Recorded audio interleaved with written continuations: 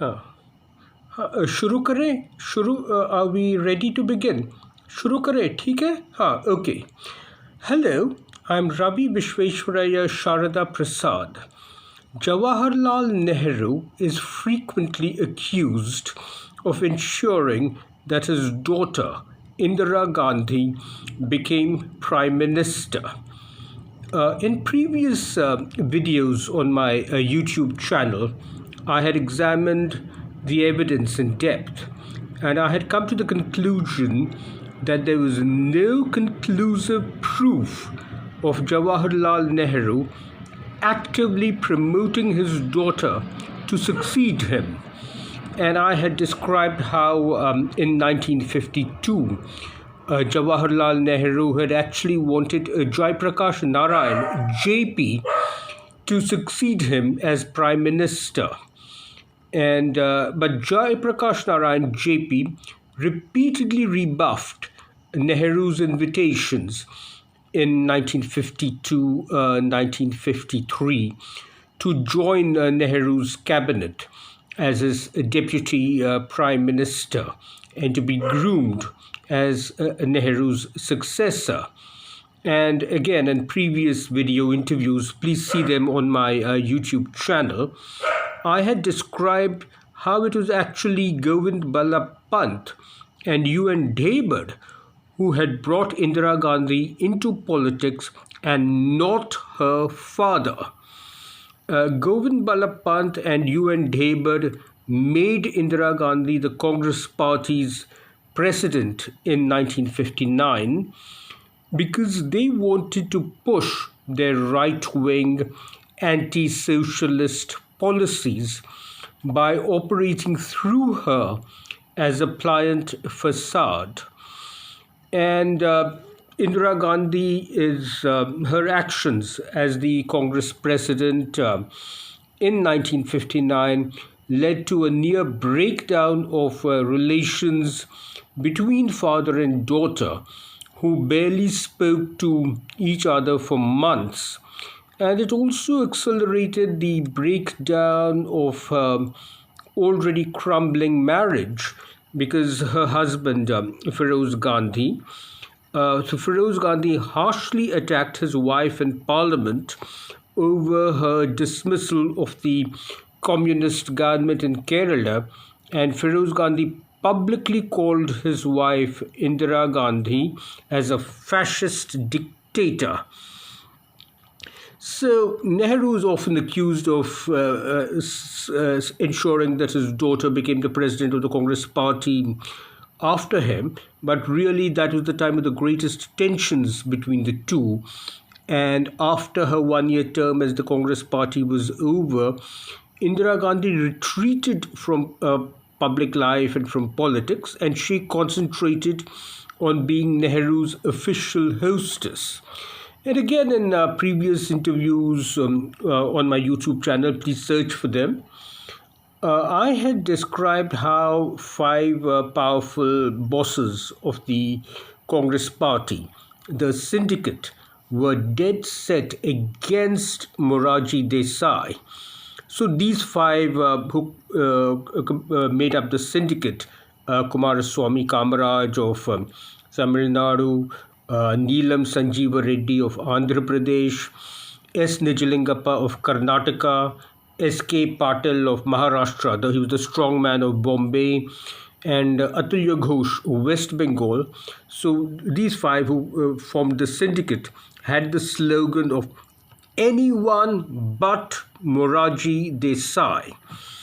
And again, I had described in a previous video interview how after the Kamaraj plan in 1963, it became clear to the nation that Lal Bahadur Shastri was the choice of the Congress Party's rank and file. And Shastriji's greatest quality was his exceptional ability to handle people and to get the best out of everyone. Shastriji was an outstanding negotiator and conciliator, and Shastriji could get even very bitter enemies to come together. And since the 1952 Lok Sabha elections, Shastri ji had been in charge of selecting the candidates of the Congress party for elections, and Shastri ji was able to mollify even those who had been overlooked for the party tickets. And again, I had described in one of the previous video interviews how Kamaraj ensured that Shastriji was made the minister without portfolio, and Shastriji acted as the de facto prime minister during Nehru's last months. And I had concluded the previous video interview in this series by describing how Kuldeep Nayar's article in UNI in the United News of India had totally destroyed Morarji Desai's chances, and so Shastriji was unanimously selected as the Prime Minister on 9 June 1964. And according to N.K. Seshan, N.K. Seshan had been Jawaharlal Nehru's very trusted private secretary since 1944, and Nehru often referred to N.K. Seshan as the son he never had. And N.K. Seshan was our next door neighbor and a very, very close family friend of our families. So, according to N.K. Seshan, it was Biju Patnaik and K.D. Malaviya and T.T. Krishnamachari. They urged Lal Bahadur Shastri to make Indira Gandhi the foreign minister. But when Shastriji approached her, Indira Gandhi angrily snapped that she was in mourning and that it was not appropriate for him to ask her. This was at the railway station in the train which was carrying Nehru's ashes to be immersed in various rivers. So then Shastriji told Indira Gandhi that he would have to include at least one member of the Nehru family in his cabinet. And Shastriji told her that if Indira Gandhi would not accept his offer of a cabinet post, then he would offer this post to Nehru's sister, Mrs. Vijay Lakshmi Pandit. And Indira Gandhi and her aunt Vijay Lakshmi Pandit had detested each other since Indira Gandhi's early childhood, mainly because of how Vijay Lakshmi Pandit had belittled and denigrated Indira Gandhi's mother, Kamala Nehru. And Indira Gandhi knew that if her aunt was in the cabinet, then her life would be made absolutely miserable. But it is not very clear to me now from N.K. Seshan's recollections whether Shastriji's statement that he would invite Vijay Lakshmi Pandit was a bluff to get Indira Gandhi to join his cabinet, or whether Shastriji genuinely intended to have Mrs. Pandit in his cabinet if Indira Gandhi refused. It's not clear to me whether it was a bluff or whether it was actually a genuine offer. But according to N.K. Seshan, another major factor in Indira Gandhi's decision to join Shastriji's cabinet was her need for a regular income, which is what a ministerial salary would provide her. This is because her grandfather, Motilal Nehru, had bequeathed all of his large fortune to the freedom movement, and most of Jawaharlal Nehru's assets had been confiscated by the British during the freedom struggle. And Jawaharlal Nehru also had to foot many of the bills incurred by his sister Vijay Lakshmi Pandit, who, with a very extravagant lifestyle as an ambassador, she greatly exceeded the government's official entertainment allowance and official furnishing allowance. And so Nehru quietly paid the differences from his own pocket. And again, not only had Indira Gandhi's husband Feroz Gandhi, he had not left her any money at all, but actually Feroz Gandhi had spent a lot of the Nehru family's money as well as Indira Gandhi's money on various political causes and social causes for the Congress Party, and the National Herald newspaper, which Jawaharlal Nehru had founded and which was being run by Feroz Gandhi, was incurring very heavy losses.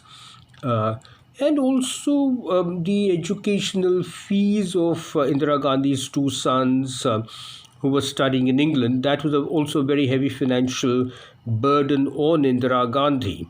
And really, the only inheritance with which Jawaharlal Nehru left for his daughter was the royalties from his books.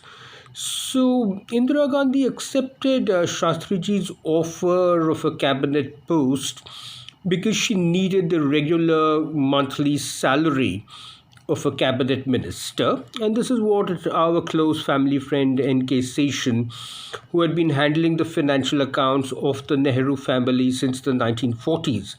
This is what N.K. Seshan said, and Sunil Khilnani too has confirmed this in his books. So Shastri ji assigned Indira Gandhi the middle level portfolio of information and broadcasting. And Shastri ji, he kept his old enemy Moraji Desai out of the cabinet, and Shastri ji assigned the finance ministry, which Moraji Desai had held from 1958 to 1963. So Shastriji assigned the finance ministry to T.T. Krishnamachari instead. And again, Shastriji also kept out Jagjeevan Ram. And Jagjeevan Ram had been eased out from Nehru's cabinet under the Kamaraj plan in 1963. And again, as I mentioned earlier, Biju Patnaik and K.D. Malaviya and T.T. Krishnamachari, they urged Shastriji to make Indira Gandhi the foreign minister, but Shastriji gave the external affairs portfolio to Sardar Swaran Singh instead. And Shastriji also immediately sidelined K.D. Malaviya. And then Shastriji, he gave middle-level posts to two of the people who were instrumental in making him the prime minister, two members of the syndicate. Shastriji made S.K. Patil the railways minister, and he made Neelam Sanjeeva Reddy the minister for steel and mines. But the pecking order which was given out, the hierarchy which was given out by Shastriji's assistants was number 2 was Gulzari Lal Nanda, who was the home minister, and number 3 was T.T. Krishnamachari, who was the finance minister, and number 4 was Indira Gandhi, who was the information and broadcasting minister. So it is very significant that Indira Gandhi ranked number 4 in the hierarchy in Shastriji's cabinet, ahead of the defense minister Y.B. Chavan and ahead of the foreign minister Sardar Swaran Singh. And she was ranked number 4 even though she was only the information and broadcasting minister, and she did not hold any of the big 4 portfolios. So again, in my assessment, it was really only around this time that Indira Gandhi began to seriously consider a full-time career in politics after she was ranked number 4 in Shastriji's cabinet. But within a few months, strains began to develop between Shastriji and Indira Gandhi. She perceived Shastriji as being wrong and weak on the Punjab issue, the Sikh issue, as well as being wrong and weak in handling the anti-Hindi agitations which had erupted in the southern states. And again, on her own initiative, Indira Gandhi flew down south to appease the anti Hindi agitationists. And she certainly was not handling anything in home ministry. And she did this on her own initiative. And Shastri ji interpreted this as her going over his head. And he was a little irritated by that. But most importantly was that Shastriji began to deviate rightwards from the socialist economic policies of Jawaharlal Nehru. And Shastriji curtailed the powers of Nehru's beloved Planning Commission, and Shastriji called for a moratorium on the plan. Then Shastriji suffered from a serious heart attack, and Moraji Desai, Jagjeevan Ram, V.K. Krishna Menon, and K.D. Malaviya, they were all very angry at being left out of the cabinet, and they tried to foment dissent individually, not together. They didn't come together, but all of them tried to foment dissent and dissonance. But even from his sick bed, he had a very severe heart attack. Shastriji quickly quashed the dissent of these four. And I think my assessment is really it was probably only around this time that Indira Gandhi first really thought that she was a strong contender to succeed Shastriji. And then after the 1965 war against Pakistan, the entire nation rallied behind Shastriji, and his popularity soared because of India's victory in the war against Pakistan.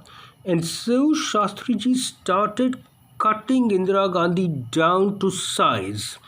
So first Shastriji went after her supporters. Shastriji prosecuted K.D. Malaviya on charges of corruption. And then, on the last day of 1965, 31st December 1965, Shastriji dropped T.T. Krishnamachari as finance minister and replaced him with Sachin Chaudhary. So then Indira Gandhi confided to her confidants that Shastri would drop her next from his cabinet, and that he would send her to the United Kingdom, to UK as the High Commissioner. And she said not that this was necessarily a bad thing for her, because her two sons, Rajiv and Sanjay, were studying in England. But then there was a very sudden twist of fate. Within a few days, Shastriji suddenly passed away in Tashkent. And Kuldeep Nair, I referred to Kuldeep Nair in all the previous videos in this series. Please look at my YouTube channel. So Kuldeep Nair has written in his books that just after Shastriji's demise in Tashkent, Kuldeep Nair was with Sardar Swaran Singh and with Y.B. Chavan. So Swaran Singh turned to him and asked him, Kuldeep, who do you think would be the next Prime Minister? And Kuldeep Nair, he repeated to Swaran Singh, the Foreign Minister, what Shastriji had told him, had told Kuldeep Nair. And that was, if I die in the next 2 years, my successor will be Indira Gandhi. But if I survive, it will be Y.B. Chavan. So this is what Kuldeep Nair wrote, that Shastriji had told him, if I die in the next 2 years, my successor will be Indira Gandhi. But if I survive, my successor will be Y.B. Chavan. And Kuldeep Nair again wrote in his book that Y.B. Chavan commented, Kuldeep, make sure you write this down. Write it in your articles and books. So this account of Kuldeep Nair's has been corroborated by my sources also as being absolutely correct and true. that this is what Shastri ji had said, and this is what Kuldeep Nair had said to Sardar Swaran Singh and YB Chavan. So after Shastri ji's demise in Tashkent, the Home Minister Gulzari Lal Nanda, he was again sworn in as the interim Prime Minister, and Morarji Desai moved quickly to publicly declare his candidature, and Morarji Desai ensured that there would be an election, because unlike in 1964 when Morarji was totally outdone by the syndicate who had anointed Lal Bahadur Shastri, and the lure of office bit even a very self-abnegating person like Gulzari Lal Nanda.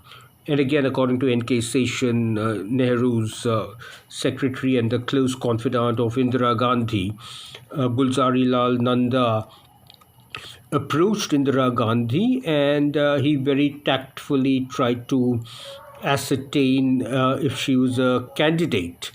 And Indira Gandhi was evasive, and Gulzari Lal Nanda then hinted to her that he would be grateful for her support to continue in office as the Prime Minister till the 1967 elections. And Indira Gandhi very warily, cautiously replied to Gulzari Lal Nanda that she would go along with whatever the Congress party decided.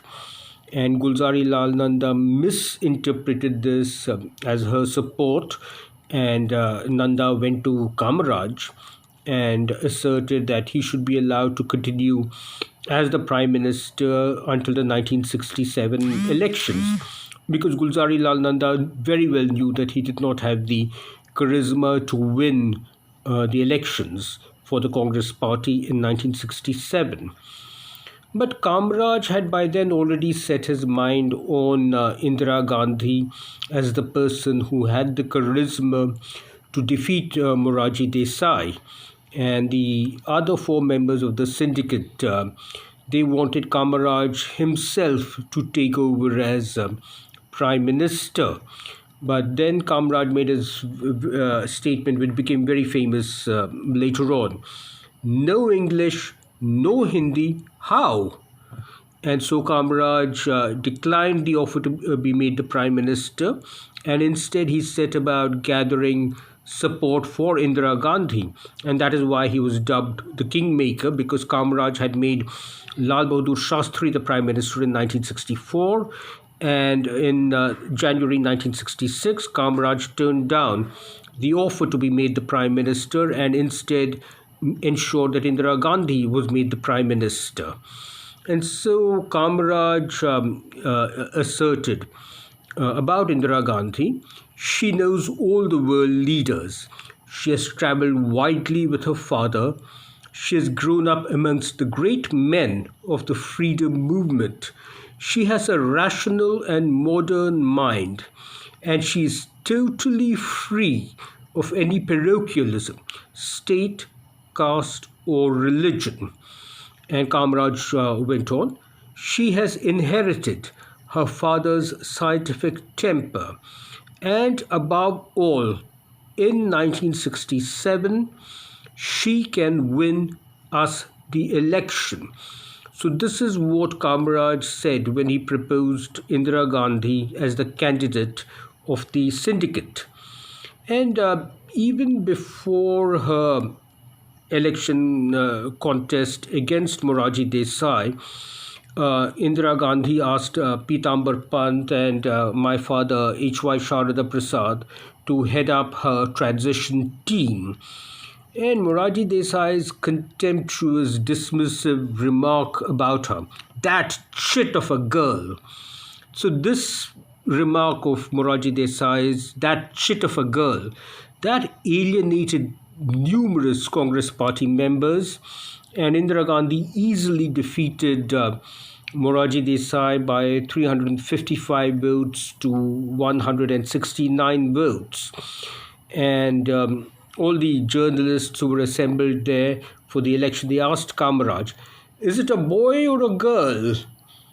So then immediately after she was sworn in as Prime Minister, Indira Gandhi and my father, H.Y. Sharada Prasad, they hurriedly drove back to her residence from Rashtrapati Bhavan to rehearse her acceptance speech.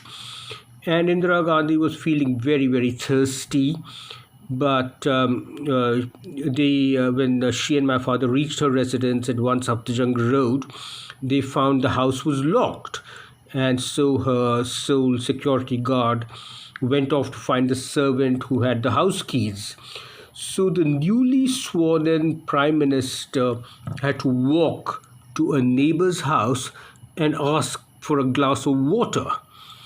So then, when the old family retainer finally appeared with the house keys after a long wait, she began to scold him harshly.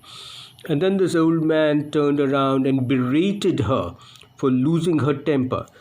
खामोश हो जाओ बेटी, प्रधानमंत्रियों को चिल्लाना नहीं चाहिए, which translated into English means, calm down and be quiet, my little girl. It does not behoove prime ministers to shout. ठीक है, shall we यहाँ ख़त्म कर लें? Shall we finish here? Shall we? Is that okay? ठीक है, ठीक निकला है? Has this come out all right? अच्छा, ठीक है, ठीक है. So yeah, okay. So please subscribe to my YouTube and IGTV channels, and please follow me on Facebook, Instagram, and Twitter. My Twitter account is at RVP. At RVP is my Twitter account. This is Ravi Visvesvaraya Sharada Prasad saying goodbye. Have a wonderful day, and please subscribe to my YouTube channel, where I will be recording many more videos about political issues as well as about technology and business and industry. Have a great day. Okay, ठीक है? हो गया? हो गया? चलो ठीक है. Okay. Okay.